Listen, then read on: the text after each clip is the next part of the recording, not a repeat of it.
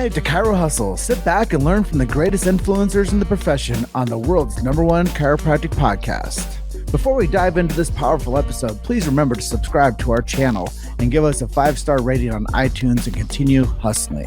This episode is sponsored by Imaging Services, Chiro Health USA, Chiro Moguls, Chiropractic Rocks, Pure Chiro Notes, Titronics, doTERRA, Sherman College of Chiropractic, New Patients in a Box, the Influencer Authority Podcast Training, and Invisired. Let's hustle. Hey guys, welcome to episode 370 of the Chiro Hustle podcast. I am your co-host, Luke Millette, and here's your host, James Chester. So today we had the opportunity of interviewing Dr. Amelia Rodrock, and if you want to hear the story of from farmer to chiropractor, stay tuned. Welcome back. This is another episode of the Chiro Hustle podcast. This is a really great one. We got Amelia Rodrock coming in from Baldwin, Kansas today, and he's one of our Men of Iron brothers, and it's really exciting to have you and host you on our show today. My co-anchor here, Luke Millette, coming in from the City of Trees up there in Michigan, Ann Arbor, Michigan. And I am out here in beautiful Grand Junction, Colorado. And before we get into this episode, I just want to let you guys know why we do what we do. We do protect the sacred trust. And that's something that's very inspirational for us because we protect free speech in the chiropractic profession also. We support subluxation in the chiropractic profession and innate intelligence and universal intelligence. And I think all that stuff is vitally important to the future and the present of chiropractic. And with that said, just want to welcome Dr. Amelia Rodrock to episode 370. Man, thanks for having me. It's an honor to be here. Yeah, it's always inspiration, like I said off camera, to interact with you because you do so much for yourself and your community, but also for the chiropractic profession at large. So before we became acquainted in the Men of Iron group, I didn't know a whole lot about what Amelia Rodrock was up to, but how did you get into this profession, man? I'm sure that there's people out there, your patients, your colleagues, your family, your friends, they're like, I don't know. Jeremy's never told me that. Well, it's kind of possibly a unique story. I grew up on the farm and I was a farm boy and that's what I wanted to do. That's pretty much all I knew. Small town, wheat farm. And I went off to college and I was going to study ag business. And I was fortunate enough though to have a mother that worked for a chiropractor. So I grew up around chiropractic, got adjusted, all through grade school, junior high and high school. And one of the first things I did when I got to college is found a chiropractor, and I kept getting adjusted. And my roommate at the time, he's another small town farm boy. He was studying physical therapy actually, and they're straight A student he was, and was taking a very difficult biology class, got a C in it, and he freaked out. He's like, "Oh, I'm not going to get into PT school. What am I going to do?"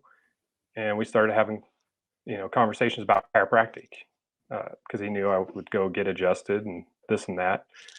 And through our conversation, I don't know if he's blown away or what, but he's just like, why aren't you going to be a chiropractor? Man, I puffed up and I'm like, I'm a farm boy, man. What are you talking about? I'm playing the dirt. Well, he goes, so am I, but I'm not going to spend the rest of my life working 12 to 14-hour days. I'm going to do something else. And it's like a light bulb went off. It's like, wow, I don't have to do this. I don't have to farm. There is something else out there. So with all the fear I had, because growing up on the farm, my interpersonal communication skills were weak, to say the best, spending 12 hours alone on a tractor. I just decided to dive in, and I was like changing my major, took a chemistry course just to see if I could do it, because I spent all of high school as avoiding every difficult class I could. And I actually did extremely well and found a new path. And kind of the rest is history. And just dove in. How I learned to communicate is I would say kind of a problem solver. So I decided to get a job at a grocery store being a cashier. Small town opportunity in a college town. It's like the only thing I could think of. So I learned to talk to people and got through chiropractic school. Knew I wanted to open up on my own, and here I am, 21 years later. Wow. And since becoming a chiropractor and getting your own office set up, what are some things that make you unique or different or make you stand out from other chiropractors? You know, it's a very good question. I really don't look at myself as being unique.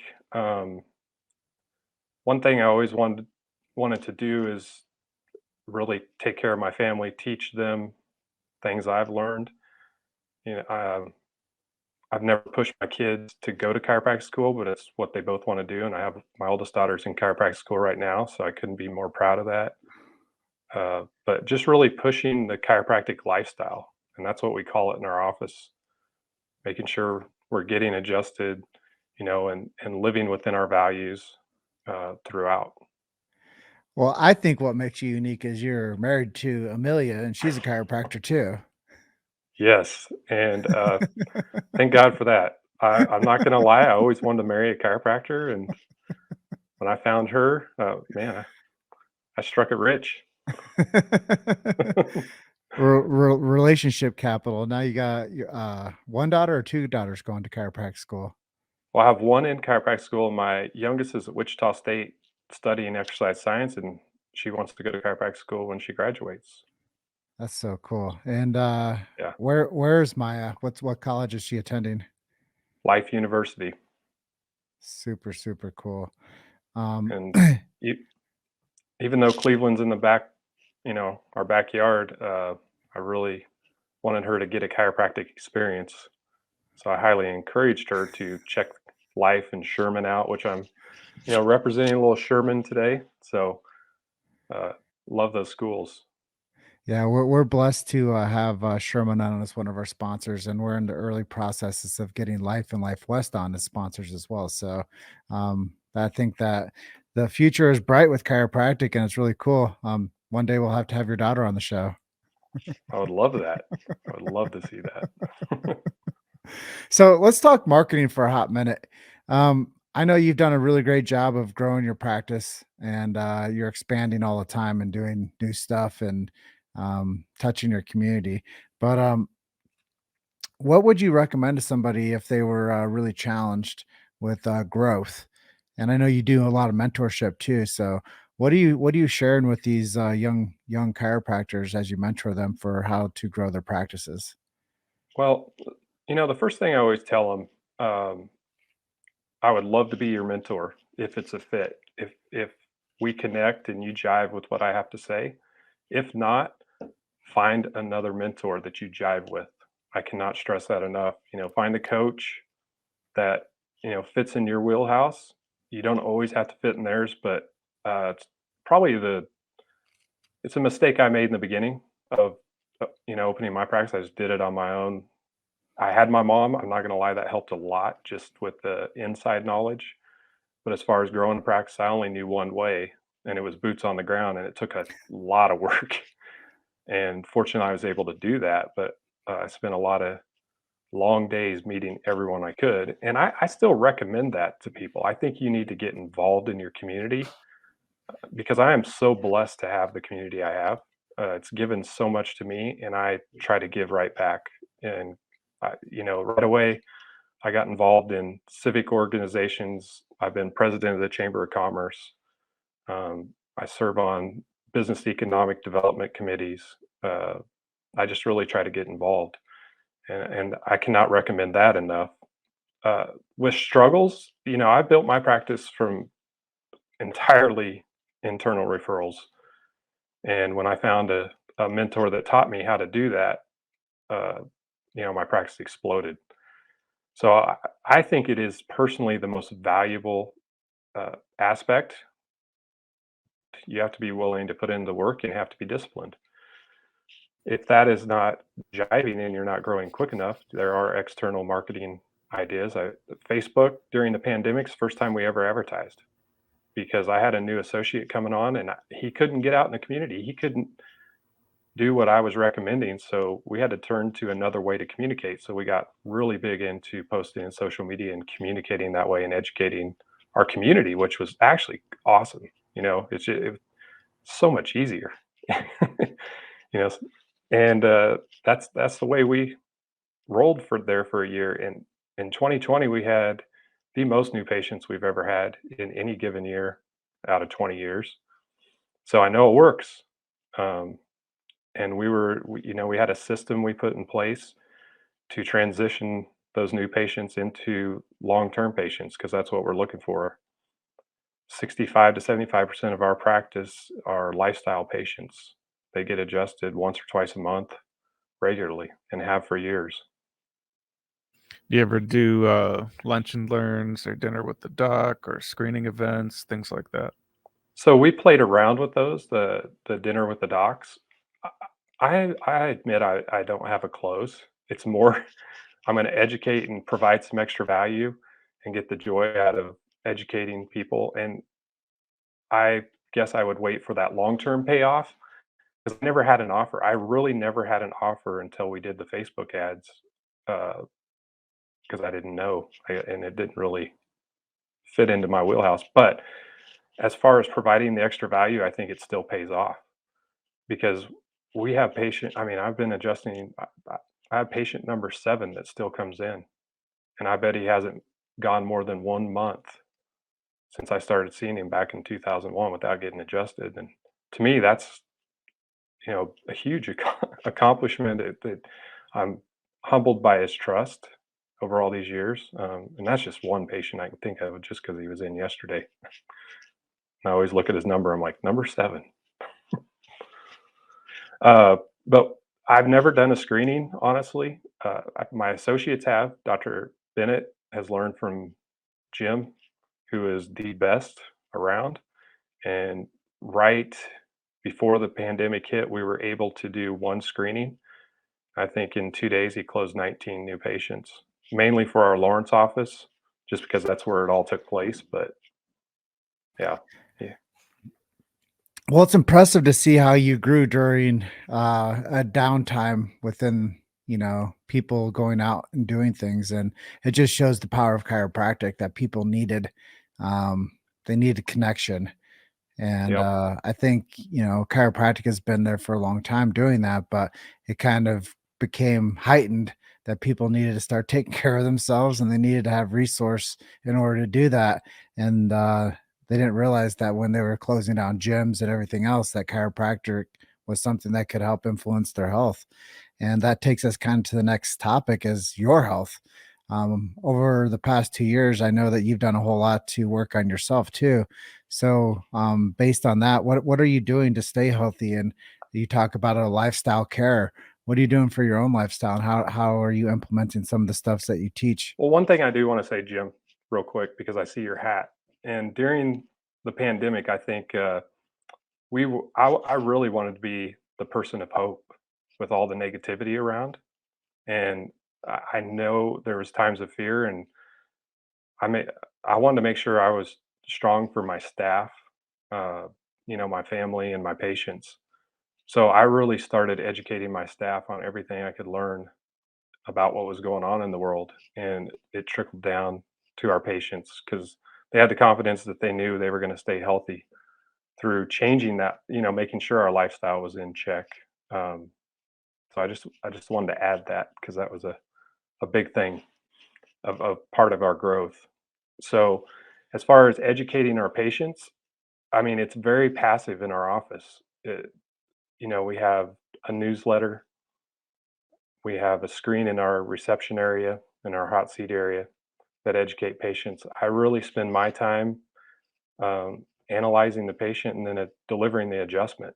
I don't spend a lot of time talking or educating them per se on chiropractic, but the ones that ask and want to know, obviously, I'm telling them everything I can. But that's not something I push big time in my office, as far as verbally, or holding any classes or anything like that. And I know there's different belief systems in that, but it really works for us. And I find that the people that really want to know will ask, and we offer the passive ways too, with the weekly newsletters and email as well as in our office.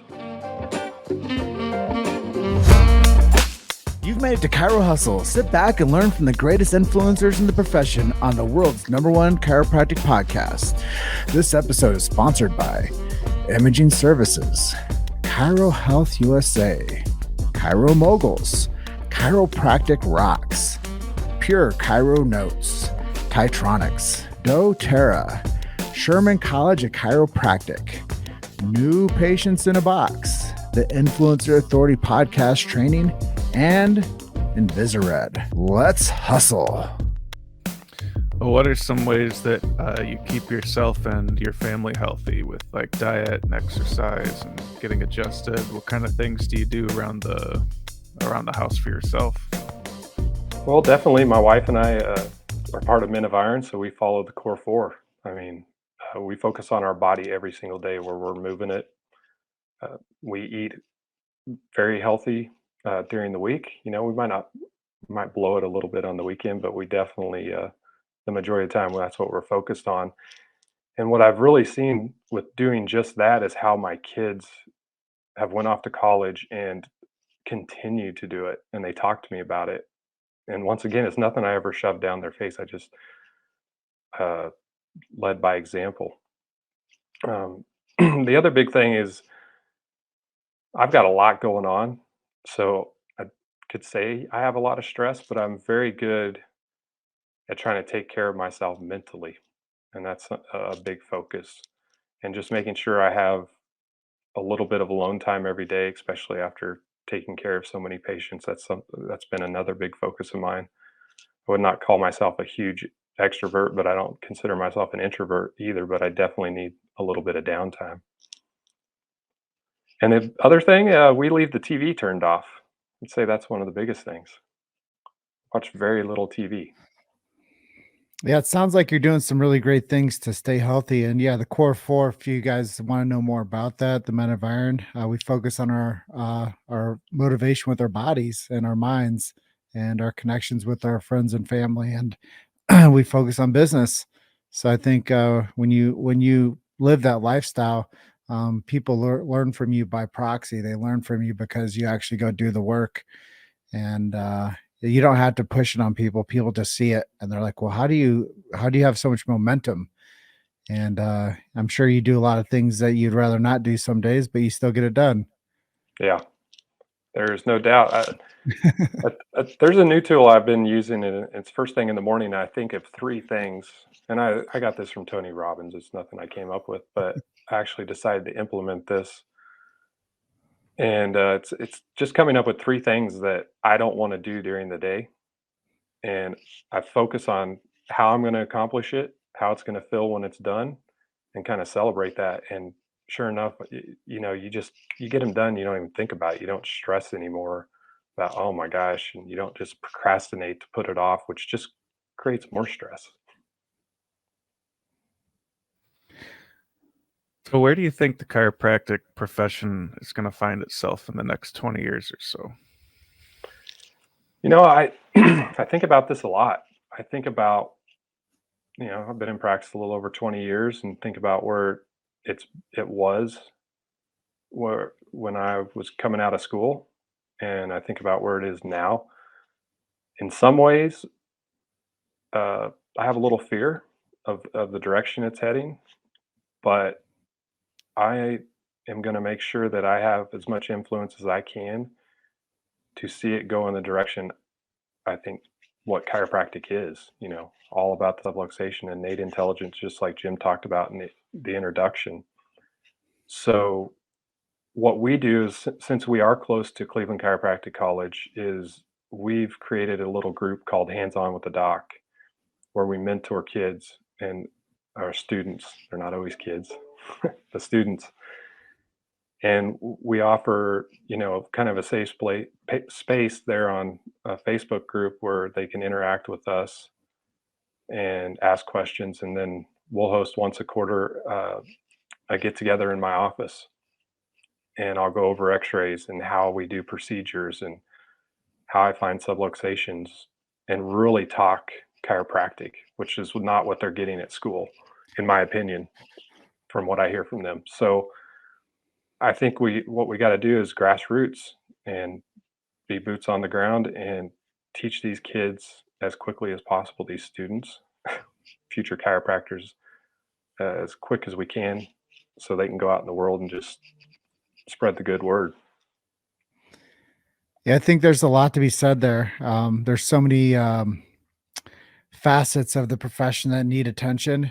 And if we do want to see the profession thrive over the next 2 decades, we really have to start with equipping the future practitioners with the skills of communication and not losing some of the things that makes this profession great.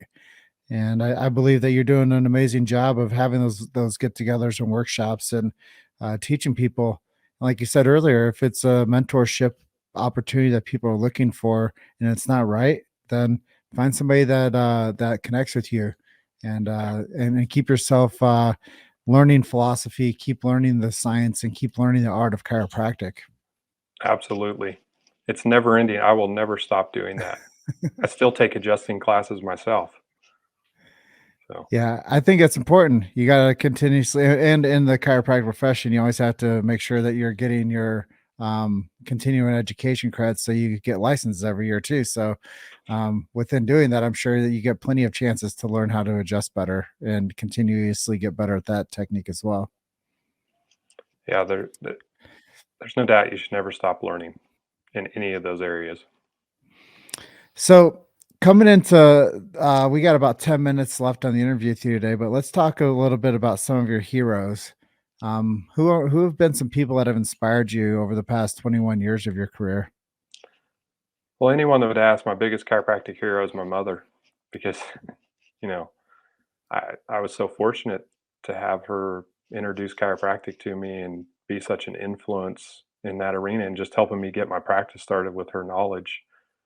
Um, Even though I didn't realize it, we were living the chiropractic lifestyle when I was a kid. So she's my number one chiropractic hero. My wife is a huge hero in my life. I'm inspired by her every day. Her work ethic and her determination's, second to none. Dr. Hugo Gibson, I was fortunate enough to study under him in chiropractic school, and he's a living legend. And if you are ever having any doubt whatsoever about chiropractic, all you got to do is pick up the phone and have a conversation with that man. He'll have you right back in it. That's And cool. he's continued to inspire me, and he's just such a kind man. I mean, he reaches out to me randomly and tells me what a good job I'm doing. And last year, I was honored enough to speak at Focus, and my God, he must have knew how nervous I was, because he came up to me and just told me how great I was going to be doing. It's just like that man has a gift. So he's a he is a huge chiropractic hero for sure. Well, if you could pick anyone from history to have lunch with, who would you sit down with? Uh, I mean, it'd have to be BJ.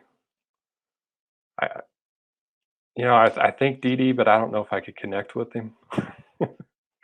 uh, he's probably a little wild for me, but BJ, I would just like to listen to him talk. I don't even know if I'd ask him a question. I'd just start writing and read out loud what you're typing. Would Yeah, that'd be the ultimate if I could do that. If I could spend an hour with him, and Good then I answer. probably would ask a couple questions actually, like, what the heck do you actually mean by this? So let's have some fun towards the end of this episode. I know we got about 7 minutes left, and then we'll ask you some miracle stories. But what are you reading right now? uh, a couple books. I mean, Giant versus Pygmy. I'm reading that, and then I'm also reading the the super. Oh shoot! Influence is Your Superpower by Zoe Chance, which is a great book. I highly recommend that. She is an amazing author, and the knowledge in that book and the confidence you can build, and learning how to influence others in I guess, an ethical way, because people think that's a bad thing sometimes if you're trying to influence someone or sell them in a way, but it's really just a great book to learn how to communicate. Yeah, I think people should, they should find things that resonate with them and stick with it. And, sometimes we read things in books and they make a difference in our lives. So, it sounds like a great book. I'm looking forward to picking it up myself. Now, do you prefer listening to or reading books? I struggle reading, but I do it every day. Every day I can. I don't want to say every day. I think it's important to read. I know it is. It's just not something I grew up doing, so I think I struggle a little more. I'm fortunate that my wife reads, and doing the 75 hard, it made it a lot easier when she was really dedicated to reading every day. So I got back into it big time. But I enjoy an audiobook because I love music, but I don't listen to it anymore in the vehicle. I constantly have an audiobook on, which I'm listening to Life Force right now with Tony Robbins, which is another great book. Is that his new book? Yeah, it's his new one. Yeah. So maybe you could share with us a few of your most powerful testimonials of patients who've been under your care. So one recently in particular, which I really have a soft spot for this woman. She's in her, let's see, she's about 82, 83, and such a personality. And she's one of those patients I've had on and off through the years. And she'd come in and get adjusted when she was hurting, which is totally fine. Well, she came back last year, and this woman always has a smile on her face. She's always going to make you laugh, and she's always going to give you a big hug. But she was literally in tears. And it's because her essential tremors have gotten so severe that she could no longer feed herself. She could no longer cook for her husband, barely fold laundry. There's just a lot of things she couldn't do daily. And it was heartbreaking. So she hadn't been in 3 or 4 years. We did basically like a new patient workup, went through exam, x-rays. I analyzed her and we got to adjusting. And within 3 weeks, she comes in one day and she is already in my adjusting room and she looks at me and she's crying. And I was like, oh my gosh, because I knew she was getting better. But one thing I guess in the exam, when I would go finger to nose, she could only get about this close to her nose. I mean, literally 2 foot away. And she just looks up and she's crying and she goes like this and touches her nose. And it was one of those moments that you're, just unbelievable because she's getting her life back. She's able to, her husband doesn't have to feed her. She's driving again. I mean, all these things. And just to give someone their life back, even in their 80s, where a lot of people give up. Yeah, that's one of my greatest recent stories. Another one that may be a little weird because I'm also an animal chiropractor, but I got to share this story. I wish I had the video. I could share the video, but a patient of ours brings a kitten in that's sideways, can only lay on its side, and it only goes in circles. And she has to still bottle feed it because it can't even hold its head up. And she's like, is there anything you can do? And I'm like, I have no idea. I've never adjusted a kitten. But I'm like, it's a spine, so let's see what happens. Well, I adjust this cat, just an occipital move, just an occipital lift, and there's a little snap. This cat starts going in circles all crazy. I'm like, okay, we're done, She comes back the next day, brings this cat. It's actually setting up. I adjust it again. She comes back the next week. This cat is crazy. It is now just doing somersaults. It'll walk around, but it's just one of those cool things that it's so strange, that you would be impressed by a kitten, but it's the amazement of chiropractic. The vet just wanted to put it down because he's like, there's nothing we can do. So just a little different story there. That's a great one. Luke loves cats, by the way. Mhm. So what are some of your websites and places people can go if they want to learn more about you? Well, our office website is chirohustle.com. You can also get a hold of me on Facebook, Instagram, and amazingly, Twitter. I've gotten into Twitter lately. What do you find you most like about Twitter? I feel like it's a place I can really express myself and feel comfortable doing it. There's a lot of mixture with Facebook and Instagram. Let's just put it that way. So otherwise, I have no idea because I've had Twitter for tens of 15s of years and never used it until about the last year. Well, is there anything you wanted to talk about that we didn't ask you? I don't think so. I just I want to express my appreciation to you two. You're doing great things for the chiropractic community. I love your dedication to it. And I'm truly in awe by all the work you do for our profession. I mean, you're truly a part of our profession. So just want to say I appreciate you guys. Thanks. Well, I received the kindness and thankful that we could get you on to be episode 370 of the Chiro Hustle podcast today. And you are a part of the tapestry of the documentation that we do for chiropractic. So I receive what you say, and we're just going to keep on going for more and doing greater, and having you as one of our resources. We're just really lucky to have you in our network. Thank you, guys. All right. That is the end of our episode. Dr. Jeremy, I want to thank you for being our guest, and I want you to enjoy the rest of your afternoon. All right. I appreciate it. Sorry. Did I not blank out? What's that? Oh, my whole screen went. Your screen's been frozen for about half the interview. Jeez. But we could hear what you say. Just fine. All the audio worked. All the audio is fine. Well, I was like, man, I'm plugged in to Ethernet. It's your guys' tornadic winds out there in Kansas. Tornadoes. Well, I have the same internet here as at my house, so I'm surprised it's working here. But well, we'll see you tonight on the call. Sounds good. Have a good one. Later. Bye for now, brother. Thanks for listening to Chiro Hustle. Don't forget to subscribe and check back next week to continue hustling.